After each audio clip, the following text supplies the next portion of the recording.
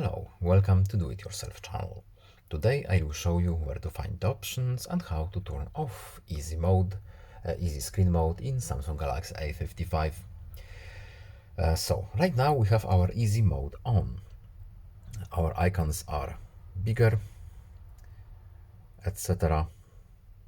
So where to turn this option off? We need to go to settings. From the beginning I will show you step by step. So settings, then we need to go to our display, scroll down, and here we have our easy mode.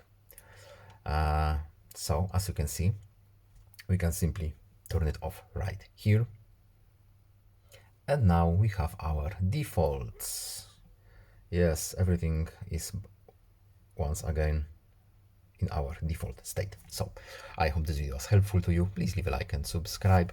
Have a nice day and see you in the next video. Goodbye.